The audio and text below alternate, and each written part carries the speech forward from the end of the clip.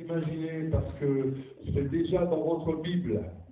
Si vous lisez votre Bible, vous découvrez que l'apôtre Paul lui-même fait le lien entre la discipline du sportif de haut niveau et la discipline que le croyant, le disciple de Jésus-Christ doit manifester au quotidien, dans sa lecture de la Bible, dans la prière, dans le parler en langue, dans sa communion avec Dieu.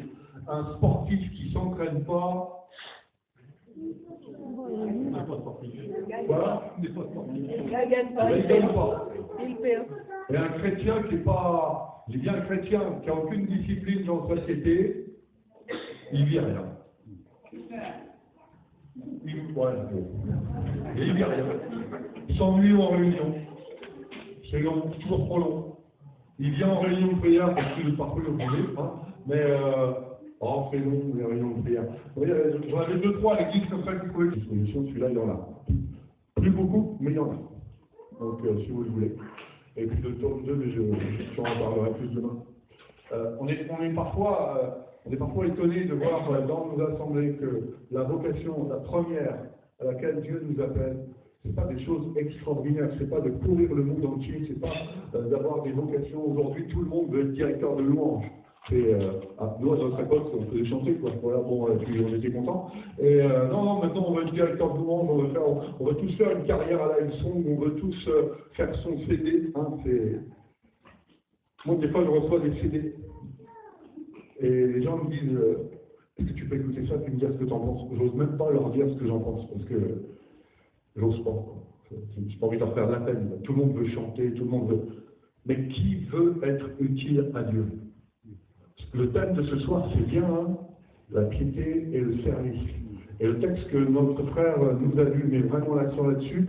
Je vais en lire un second avec vous, dans ce contexte. Dans la première à Timothée, très court, première à Timothée, chapitre 4, verset 8. Je l'ai dit hier soir, la majorité de l'enseignement de Paul concernant la piété personnelle se résume aux 2 épîtres pastorales adressées à Timothée. Donc là, il y a un message pour nous. Un message qu'on devrait prêcher dans toutes les conventions. Les pasteurs, leur place est dans la communion avec Dieu. Dites amen à ça. Amen. S'ils ne sont plus en communion avec Dieu, ils n'ont rien à dire au peuple. Ils n'ont rien à dire au peuple de Dieu. Ils n'ont rien à dire aux jeunes. Ils n'ont rien à dire aux enfants de Dieu. Mais pire encore, si ça pouvait être pire, ils n'ont rien à dire aux gens du dehors.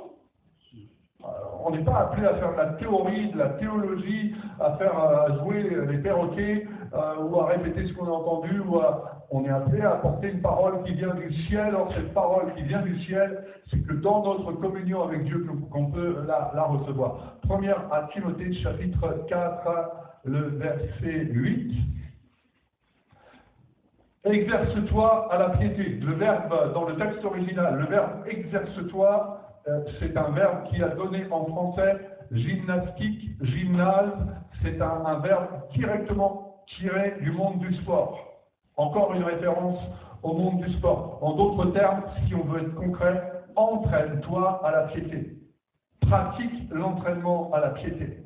Entraîne-toi à la piété. Car l'exercice corporel, le sport en particulier, est utile, notez bien, à peu de choses. Moi j'ai grandi dans une église où on m'a expliqué que ça servait à rien de faire du sport. C'est pas vrai. Tu fabriques des générations d'obèses feignants. Ça va? Si je vous choque, c'est rien, je pars demain, donc j'en profite. Une génération d'obèses paresseux qui ne fait rien. C'est pas du tout ce que la Bible dit. Je parle dans l'olympisme spirituel du témoignage de mon collègue Édouard Kovalzik. Édouard était mal quand il était dans la ville de Pau, pasteur dans la ville de Pau, et il était vraiment pas bien dans sa santé, il allait pas bien, il forme ce qu'on appelle aujourd'hui le burn-out, une dépression quoi. Et puis il est allé voir son médecin qui était un protestant luthériens, et le protestant luthérien a reçu le pasteur Édouard. Édouard s'est plaint, le ministère c'est dur, les gens ils comprennent pas, voilà, c'est vraiment dur, j'ai des contrariétés. Et le pasteur lui dit, écoute, moi je t'arrête tout de suite, mon gars. Vous, les pentecôtistes, vous n'avez rien compris à la Bible. C'est pas marqué que le sport sert à rien, c'est marqué que c'est utile à peu de choses. T'as qu'à te remettre au sport, faire de la marche, faire du vélo, je te donne pas de médicaments, tu iras mieux. Bon, il a filé un coup de pied aux fesses au Édouard, il est reparti, et il s'est mis à faire un peu de sport. Et il est allé mieux. Et puis, le texte continue ainsi. L'exercice corporel est utile à peu de choses, tandis que la piété est utile à tout, ayant la promesse de la vie présente et celle qui est à venir.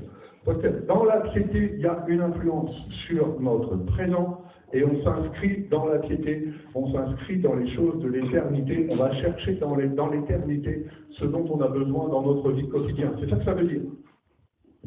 La piété est utile à tout. Peut-être, et petit résumé très bref des 2 soirées précédentes, des trois réunions précédentes, qu'est-ce que c'est? Comment définir le plus simplement possible la piété? La piété, c'est quand tu trouves 1 heure par jour pour être avec Dieu.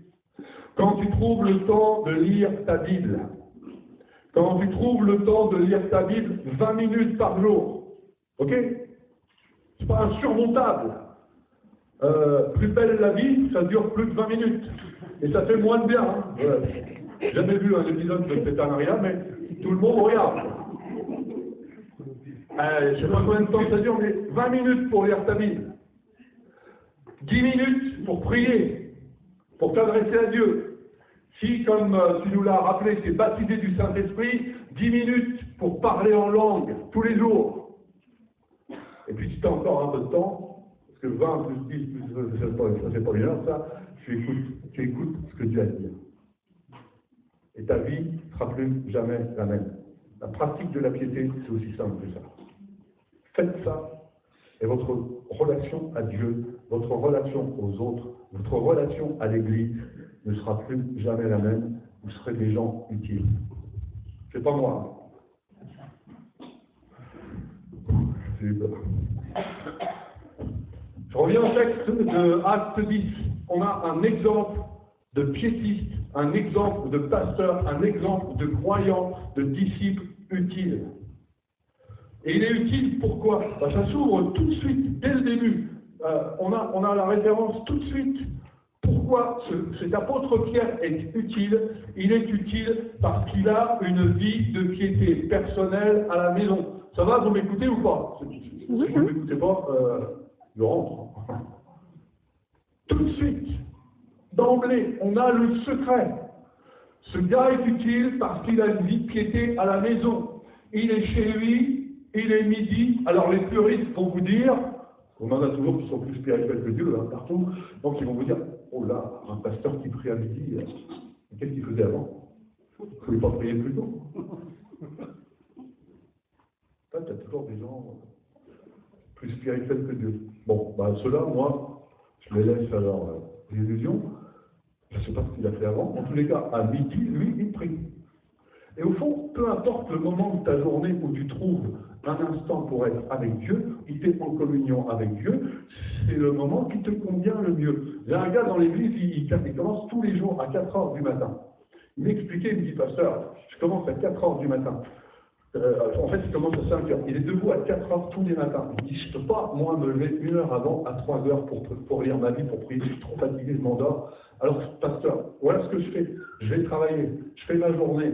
Quand j'ai fini, je rentre à 2 heures, je mange. Et puis, je me repose. Et ensuite, je passe un temps de piété avec Dieu. Mais on s'en fiche le moment où tu le passes. Pourvu que tu le passes. On se moque du moment où tu vas être en communion avec Dieu, pourvu que tu trouves du temps pour être en communion avec Dieu. Dites amen à ça. Amen. Voilà, tu ne seras jamais utile si tu n'as pas de temps de communion avec Dieu. Alors Pierre, c'est bien qu'on sache qu'il priait, parce qu'on l'a vu, je crois que c'est jeudi soir, si ma mémoire est bonne, on l'a vu jeudi soir, ceux qui sont devenus les apôtres, qui étaient des disciples au début, la prière, c'est pas leur force. Même les publicains, les pharisiens, pardon, et les disciples de Jean-Baptiste vont venir voir Jésus en disant, mais nous, on prie en jeûne. Bon, les pharisiens, ils priaient et jeûnaient, ça leur servait à rien, hein, mais bon. Les disciples, ils jeûnent même pas. Et on voit qu'il y a un changement. Vous savez quoi? La bonne nouvelle, c'est que Dieu ne désespère jamais de nous voir revenir au rendez-vous qu'il nous a fixé dans la piété personnelle. Et Dieu sait que si vous êtes là ce soir, il peut s'adresser à votre cœur, toucher votre cœur et vous ramener dans le lieu secret à la maison, vous ramener dans une vie de piété personnelle, vous ramener au rendez-vous de Dieu. Je ne sais pas si j'aurai l'occasion de citer demain matin ce témoignage, je vais vous le citer ce soir. Il y a un de mes collègues qui est dans le centre de la France, j'ai oublié son nom, et son fils a été béni par le Seigneur. Moi, j'aime bien quand nos enfants sont bénis. Hein? Voilà, c'est quand même bien. Et nos petits-enfants aussi. Et le garçon a été béni par le Seigneur. Et il a réussi ses études, il a un bon boulot, il a rencontré la plus jolie fille de l'église, il l'a épousée, il a la plus belle voiture du quartier, il a une super maison, il a la pelouse à tondre tous les samedis, il travaille. Ah bah oui, parce que si tu n'as pas une maison, il faut tondre la pelouse. Hein, il faut faire les courses au supermarché, il faut s'occuper des gosses, aller les chercher à l'école. Ce qui fait que ce gars que Dieu a tellement béni, il a le temps pour tout. Mais il n'a plus le temps pour aller lire sa Bible ni pour prier. Il a abandonné le lieu secret. Et qu'est-ce qui s'est passé dans le cœur de ce garçon d'une trentaine d'années qui a tout réussi? Tout va bien pour lui, il a une belle vie. Qu'est-ce qui va se passer à un moment donné de sa vie? Il va réformer ses voies, réformer ses œuvres au plan de la piété. À un moment donné, il prend conscience que c'est pas normal. C'est pas du tout normal. Et il se dit, c'est bien, lui, il n'a pas eu besoin d'une mission sur la piété. Mais il se dit, c'est quand même pas normal, je vais retourner au rendez-vous de Dieu. Matthieu 6, 6. Et le témoignage est extrêmement touchant parce que le premier jour où il remet en marche sa piété personnelle, il rentre dans le lieu secret, là où il est dans sa chambre à coucher, où il est tranquille avec Dieu, il va passer un temps avec Dieu, il se met à genoux, il n'a pas encore le temps d'ouvrir la bouche, il entend la bonne voix du Saint-Esprit au fond de son cœur lui dire, écoutez bien, tu m'as manqué, tu m'as manqué. Et vous manquez à Dieu quand vous n'êtes pas au rendez-vous qu'il vous a fixé. Ça peut vous faire sourire, tant mieux si je vous réjouis, hein? Tant mieux. Mais tu m'as manqué. Et lui, il a compris ça. Donc du coup, la pelouse, elle attendra, hein? Les courses au champ, ça attendra. Il a retrouvé le chemin de la piété personnelle. Pour être utile, Pierre avait une piété personnelle. Je ne pense pas qu'il avait une piété personnelle pour être utile, mais il était utile parce qu'il avait une piété personnelle. Il était utile parce qu'il avait une communion avec Dieu. Il était utile parce qu'il aimait assez son Dieu pour être avec lui au quotidien.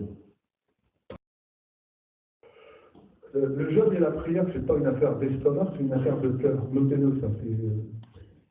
Notez-le dans votre cœur, dans votre Bible, où vous voulez, mais notez-le. Nous, on en a fait une affaire d'estomac. C'est pas une affaire d'estomac, c'est une affaire de cœur.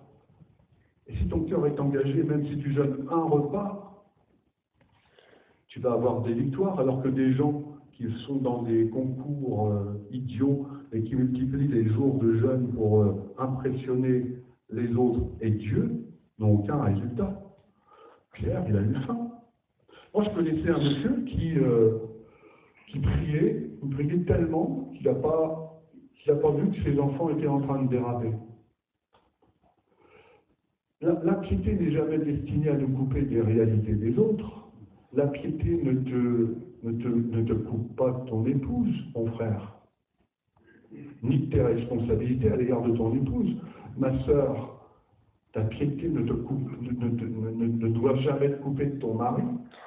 S'il a faim, prépare-lui à manger. Il n'y a pas d'amen, mais je t'assure qu'il y en a plein qui pensent quand même. Amen. Mais la piété ne va pas te couper de tes réalités. Voilà, c'est un homme de piété, c'est un homme utile. Il a une vie de piété, il est utile aux autres, mais ça lui arrive d'avoir faim. Ça lui arrive d'avoir faim. C'est pas grave. Il va pas te dire, je vais jeûner à lui. Non, il va manger après son temps de jeûne, après son temps de piété. Troisième chose que je remarque, c'est que pendant qu'on a notre... Il y a des choses qui ne se passent que dans la piété. Écoutez-moi bien, hein. Il y a des choses qui ne se passent que dans votre temps de piété personnelle. Elles ne peuvent pas se passer ailleurs. On connaît le caractère de Pierre. C'était quand même c'est un fougueux, quoi. C'est un fonceur. C'est le genre de gars qui réfléchit toujours. Après, voilà, c'est trop tard, quoi. Et, le premier à parler, le premier à dire des trucs, le premier à foncer, dit, et puis on sait toutes les galères qu'il a eues, quoi. Mais aussi tous les bons côtés qu'il avait, par ailleurs. Moi, j'ai remarqué que Dieu a moins de mal avec les caractériels dans toute la Bible qu'avec les moumous. Avec les moumous, il n'y arrive pas, il ne fait rien. Bon. Mais avec les caractériels, Moïse, Élie, Élisée, hein, on les admire. Si vous les aviez eus comme pasteurs, vous avez peut-être moins admiré. Et puis Pierre, et puis quelques Paul. Hein. Avec les gens qui ont du caractère, Dieu arrive, tant pis, ils ont du caractère, mais on va les travailler. Tac, avec les mollations, il ne fait rien. Hein. On n'a rien à faire. Les mous, il ne peut pas.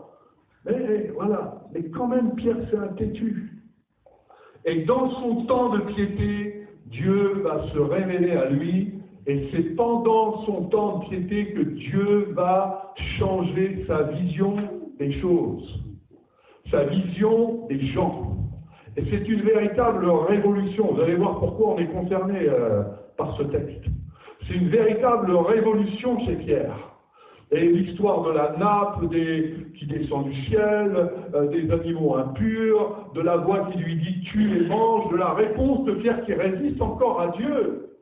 Pendant son temps de piété personnelle, il y a une vie de révélation. Vous voulez être utile à Dieu, vous voulez une vie de révélation, vous voulez une vie d'onction, vous voulez une vie où Dieu vous change, et là, ayez une piété personnelle. Parce que c'est là que Dieu fait ce travail-là.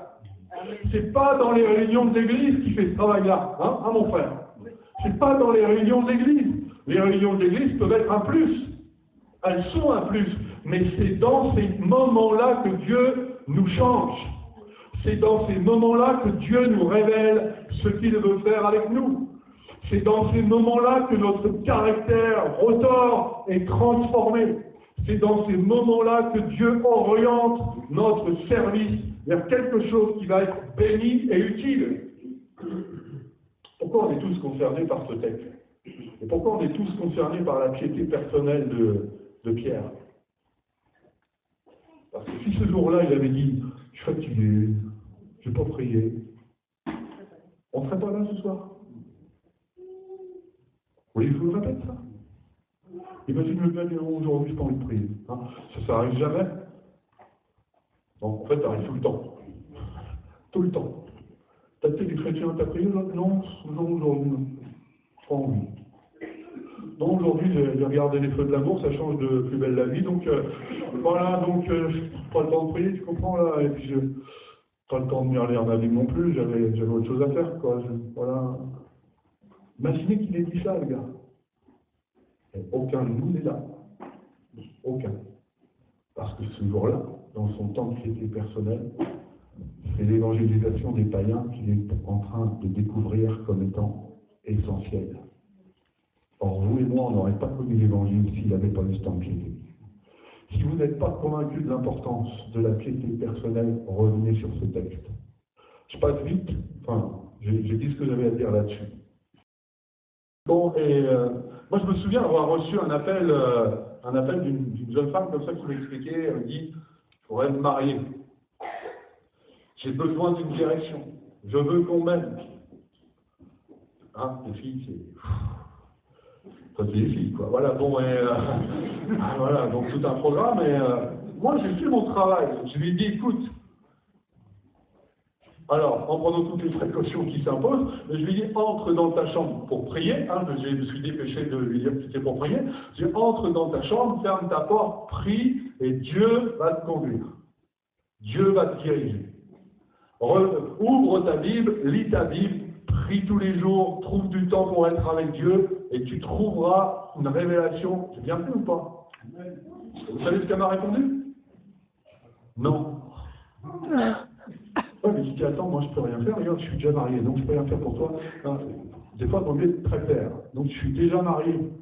Donc tu laisses tomber, tu oublies, hein, ok, vous me suivez? Ça va, tant mieux. On a besoin d'une révélation, d'une direction pour choisir le métier. Là où on va réussir, là où tu vas avoir du boulot, tu ne vas pas manquer de travail. On a besoin d'une direction. Ouais, je fais mes études, je crois que j'ai le temps de lire la Bible. Je crois que j'ai le temps de prier, pasteur. Moi, je fais mes études. Je suis quelqu'un de sérieux. Si quelqu'un de sérieux trouve le temps de prier, parce que dans ton temps de prière, tu trouveras une direction pour ton avenir professionnel. Dis amen à ça. Amen. Et puis tu vas trouver une direction pour ton ministère, pour ta vie, pour ton service.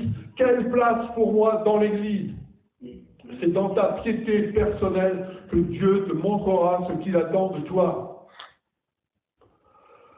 Il y a la religion des paresseux, et la religion des paresseux, moi ça me ressort par les yeux, c'est la religion des paresseux qui disent à Jésus, augmente-nous la foi.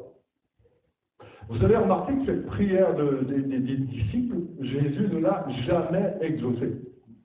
Il va leur répondre, quelque chose de pas très très sympa, mais si vous voulez que votre foi augmente, par exemple, vous savez quoi, il y a un secret. Lisez votre Bible. Parce que c'est écrit noir sur blanc dans les livres romains que la foi vient de ce qu'on entend de la parole de Dieu. Vous voulez que votre foi augmente? Lisez votre Bible.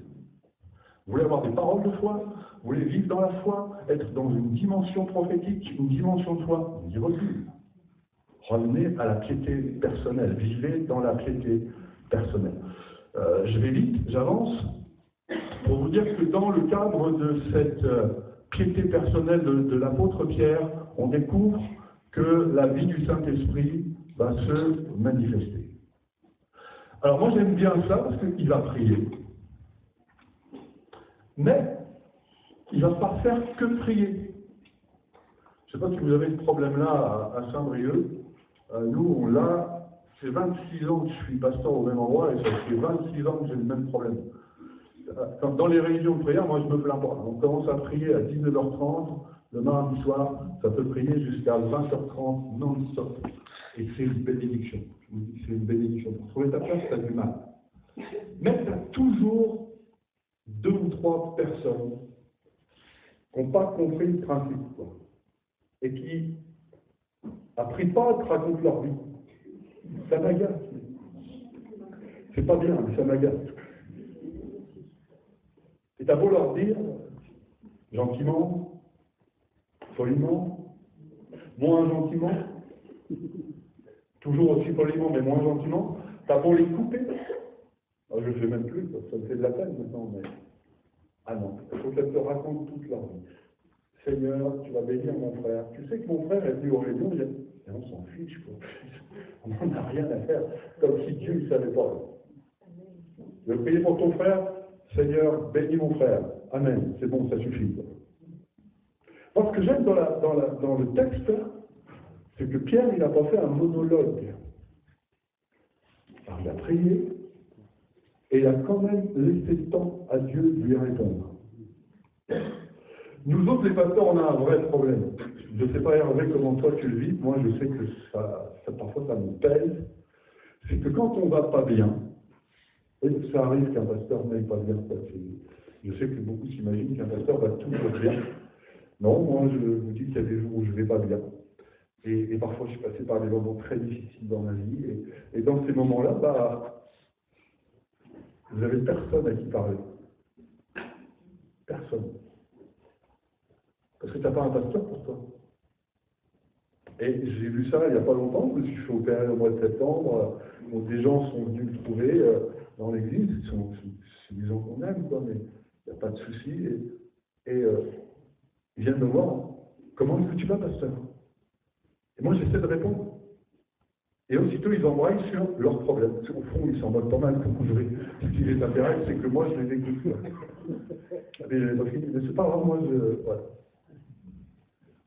Ce qui me plaît dans ce texte, c'est que la piété personnelle, c'est un échange avec Dieu. Toi, tu parles à Dieu, et Dieu te répond. Et il y a vraiment eu une action du Saint-Esprit dans le cœur de cet homme pour qu'il comprenne comprenne ce que Dieu voulait et qu'il découvre ce que Dieu voulait. Il a même discuté avec Dieu, il n'était pas d'accord avec Dieu, il ne comprenait pas, il avait besoin de comprendre et le Saint-Esprit va se révéler à lui. Mais tout ça, ça se passe que dans la piété personnelle. Je note aussi que la piété rend intelligent. Là, vous devriez tous dire gloire à Dieu, amen, alléluia, parce que franchement, il y en a qui en ont besoin. Hein. Bon. Quoi? Oh, je t'assure. La piété rend intelligent. Il a vécu un temps de piété, et à la fin de son temps de piété personnelle qui a duré, je ne sais pas combien de temps, mais visiblement ça n'a pas duré 3 heures, quoi. Ça a duré le temps qu'on lui prépare à manger. Et il nous est précisé que Pierre était à réfléchir à ce qu'il venait de vivre. La parole de Dieu nous parle du renouvellement de l'intelligence par le Saint-Esprit. Et le renouvellement de l'intelligence par le Saint-Esprit, c'est dans notre piété personnelle qu'on va le vivre. Et que ça va se produire. Que Dieu va nous donner de l'intelligence en toutes choses. Il faut être honnête, il y a des situations qu'on ne sait pas régler. Il y a des choses où notre intelligence naturelle, même si elle est développée relativement toujours, on est incapable de régler.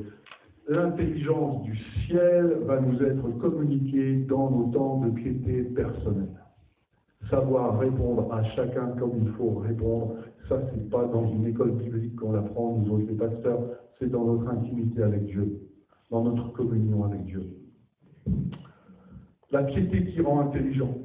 Moi, je vois aussi noter l'influence de la piété sur nos circonstances de vie. Ça, c'est mystérieux. On le verra demain matin, mais le mystère de la piété est grand.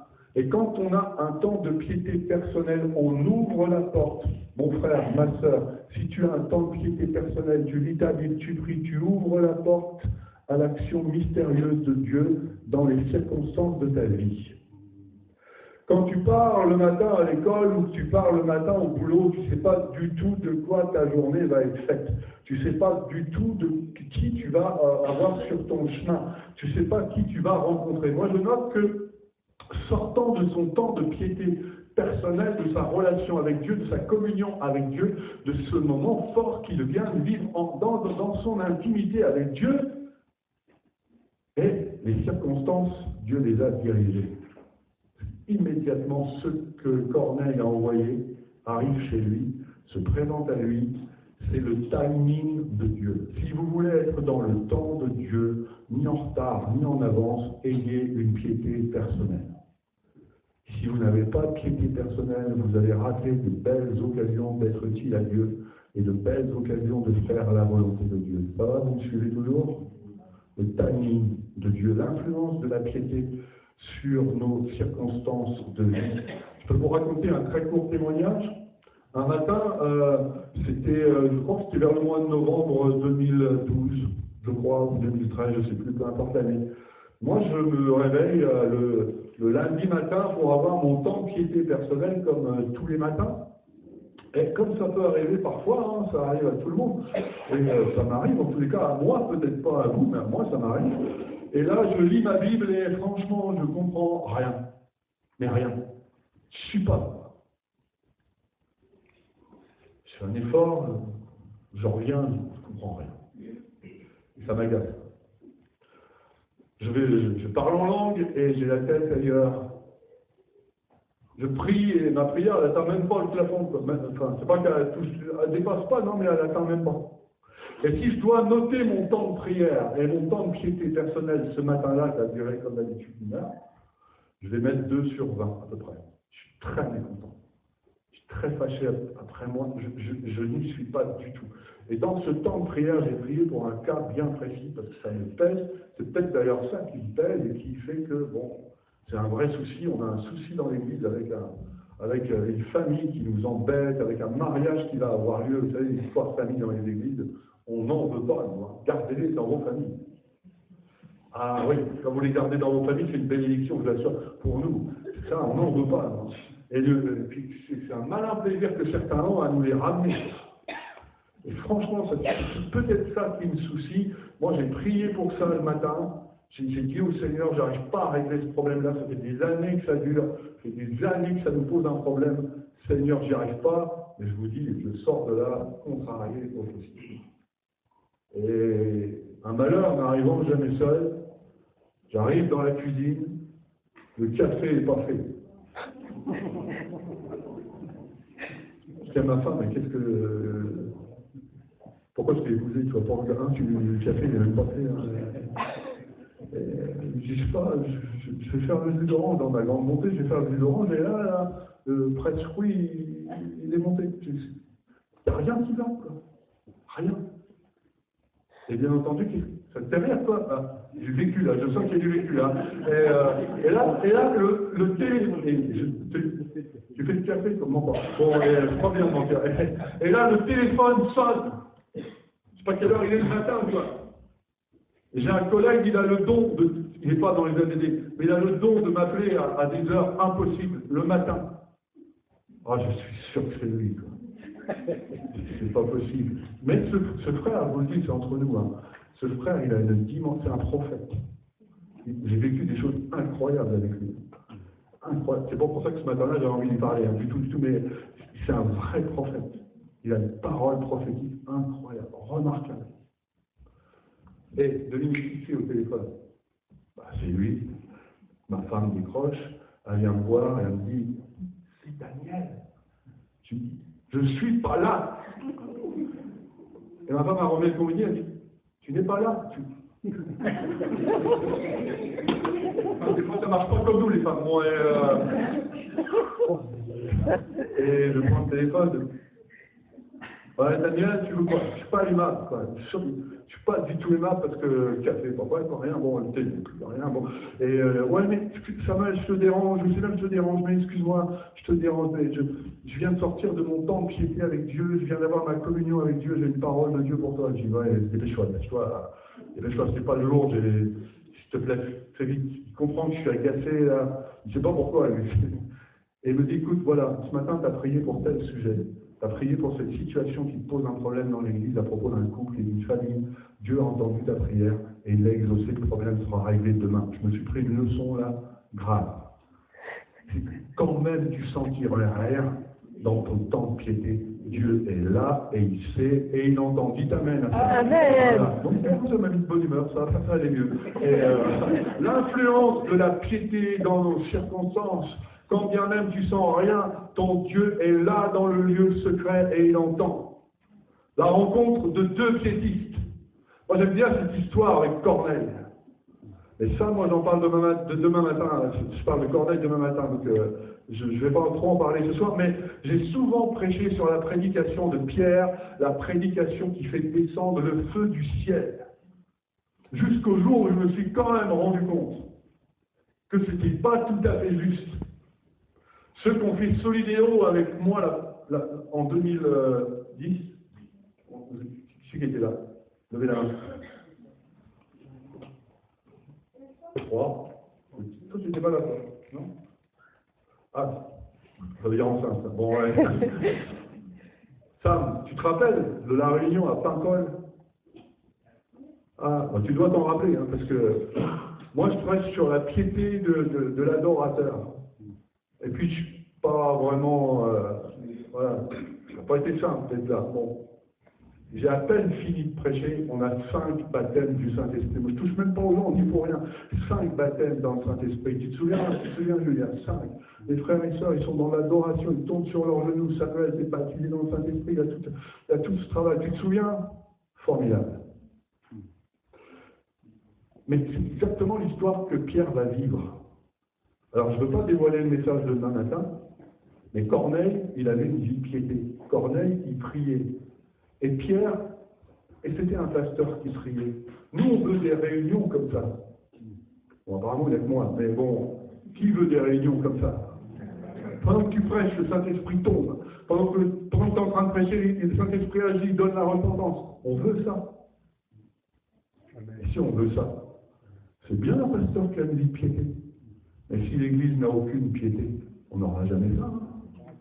Parce que ce qui fait une réunion réussie, ce qui fait que des gens sont sauvés, des gens sont baptisés dans le Saint-Esprit, c'est quand deux piétistes se rencontrent. C'est quand des gens qui ont de la piété en bas dans les rangs et ceux qui ont de la piété en haut sur l'estrade se rencontrent. Et là, pardonnez-moi, mais ça cartonne. Là, ça fonctionne. après, t'as toujours des petits malins qui vont me dire, ouais, mais moi, non. Moi, ce qui m'intéresse, c'est les grands rassemblements avec les grands pasteurs. Ils y vont, ils vivent rien. Ils sont dans une ambiance, comment dire, sentimentaliste, émotionnelle. Rapportent jamais rien dans leur église locale. Moi, je veux des réunions où le Saint-Esprit agit. Et les réunions où le Saint-Esprit agit, c'est réservé aux églises qui ont de la piété et aux pasteurs qui ont de la piété. Et quand les deux se rencontrent, ça fait des flammes. Et je termine avec, j'ai demandé à Yves de lire jusqu'au chapitre 11, verset 3. Alors, Pierre, il va faire une réunion d'évangélisation chez Corneille. Toute la famille se convertit, il fait un service de baptême, et le lendemain, il y a la convention. Hein? Il y a la pastorale. Ça va cartonner encore, mais pas pareil. Et à la pastorale, il y va, et vous avez remarqué, les fidèles circoncis, donc les frères, quoi, lui adressèrent des félicitations. Oh, on est content, t'as fait du super boulot, c'est vraiment bien. Ah non, pas du tout, les gars ne sont pas contents. T'as fait des baptêmes, il y a des baptêmes du Saint-Esprit, mais qu'est-ce que ça veut dire? On va faire des reproches. Et moi, je suis absolument persuadé que Pierre savait comment ça allait se passer. Est-ce que vous avez remarqué que dans la vie, il y a des rendez-vous qui nous inquiètent? Il y a des rendez-vous qui nous inquiètent. Alors là, c'était particulier pour Pierre, mais n'importe qui, tu peux avoir un rendez-vous qui t'inquiète avec ton proviseur à l'école, avec ton conseiller d'orientation, tu peux avoir un rendez-vous qui t'inquiète avec ton médecin parce que tu as fait des examens et c'est pas brillant, tu peux avoir un rendez-vous qui t'inquiète avec ton banquier, ça c'est à chaque fois, bon, c'est à chaque fois, donc c'est un drôle de métier, c'est banquier. Pas de banquier là, non, ça va, bon, tu peux avoir un rendez-vous qui t'inquiète avec je sais pas, tellement de gens. Moi, je vais vous dire, en face de tous les rendez-vous qui peuvent nous inquiéter, le moyen d'être plus fort que l'inquiétude et les rendez-vous qui nous inquiètent, c'est d'avoir une vie de piété personnelle. Parce que quand tu as une vie de piété personnelle, tu surmontes toute inquiétude face au rendez-vous. Tu surmontes la déception que les autres peuvent provoquer chez toi. Moi, je ne sais pas, Pierre, il revient d'une mission d'évangélisation où il a fait un carton, il a baptisé toute une famille, je ne sais pas combien il y avait de gens. Normalement, quand même, ils pouvaient s'attendre non pas à des félicitations, mais au moins dire, nous, on donne gloire à Dieu parce que Dieu t'a utilisé. Eh ben non, c'est exactement le contraire. Vous avez remarqué que l'être humain est décevant? Non, pas en Bretagne, mais ailleurs. L'être humain est décevant. Décevant. Et si tu veux surmonter les déceptions que l'être humain va provoquer chez toi, aie une piété personnelle. Si tu n'as pas de piété personnelle, tu vas te décourager très vite. Avez-vous remarqué que les contrariétés sont notre lot quotidien? Qui n'a jamais été contrarié? Ok, on est tous pareils. Mais si tu n'as pas de piété personnelle, tu ne vas jamais surmonter tes contrariétés, les contrariétés de la vie. Et c'est elles qui l'emporteront sur toi. Parce qu'il y avait de quoi être contrarié. Franchement, il y avait de quoi être mauvaise humeur et contrarié. Et puis peut-être que Pierre, avec son caractère agressif et son tempérament de feu, il aurait pu dire, attendez les gars, moi je vais m'occuper de vous, je vais vous répondre et je vais faire ce qu'il faut pour que vous compreniez que je ne suis pas content. Et moi j'admire le changement de Pierre. Et à votre avis, d'où il vient ce changement? Est-ce qu'il a vieilli, Pierre? On voit toujours Pierre vieux avec une barbe. Pierre, c'est au moment où il est avec Jésus, il a 25, 26 ans, pas plus. Hein. C'est le plus vieux du groupe, mais il n'est pas vieux. Hein. Et à cette époque-là, il a 30, 35 ans, pas plus. C'est pas un vieillard. Il a toujours son tempérament de feu. Hein. Moi, quand j'avais 35 ans, il ne fallait pas m'embêter. Hein. D'ailleurs, toujours pas. Mais bon. Il n'a pas changé. Enfin, il n'a pas changé. Dieu a changé. Dieu a changé son caractère. Parce qu'à une époque, il serait rentré dans tout ce monde-là, et il aurait remis tout le monde à plat. Mais là, il va rentrer dans une autre dimension. Parce que c'est un homme de piété. Dieu change notre caractère dans nos moments de piété. J'ai terminé, mon frère. Merci de votre attention. Et on va prendre le temps de... Peut-être Un frère veut bien prier? Guy, tu veux bien prier pour que Dieu bénisse